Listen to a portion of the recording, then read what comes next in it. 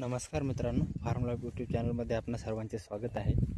आज मी तुम्हाला ऑर्गॅनिक भाजीपाल्याची केलेली लागवड मी दाखवणार आहे। तर सर्वप्रथम मी तुम्हाला दाखवतो, ही भेंडी आहे मित्रांनो।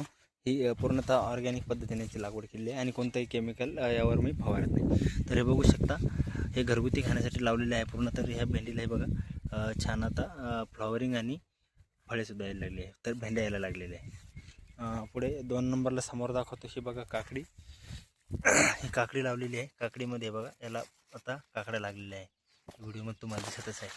हे बघा अशा छानशा काकड्या याला लागलेल्या आहेत। बिना औषध फवारणीचे सुद्धा हे उत्तमरित्या आलेले हे काकडीचे पीक आहे। तसेच त्यानंतर पुढे दाखवतो तुम्हाला, हे बघा पालकची लागवड केलेली आहे। समोरच अधूनमधून एक दोन असे पालकाचे, भेंडीचं जास्त वाढ झाल्यामुळे पालकाची थोडी कमी झाली, हे बघा तुम्ही व्हिडिओमध्ये दिसत आहे। तसेच त्यानंतर पुढे करडीची भाजी, हे बघा ही करडीची भाजी लावली आहे आणि सोबतच याच्या हे बघा तुम्ही कोथिंबीर सुद्धा लावलेली आहे। घरगुती खाण्यापुरती सर्वच लावलेले आहे मी। यामध्ये हे बघा पपईचं छोटंसं रोप सुद्धा ह्या तासाला लावलेलं आहे मी।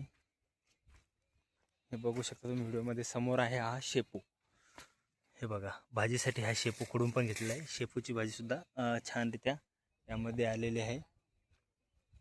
त्यामध्ये समोर हे ड्रॅगनचे रोप आहे, हे अवोकॅडोचं झाड आहे। तसेच ह्या ताटीला पुष्कळ आंब्याची सुद्धा झाडे आहेत, तुम्हाला व्हिडिओमध्ये दिसत आहेतच। समोर हे बघा ही करडीचं रोप होतं एक।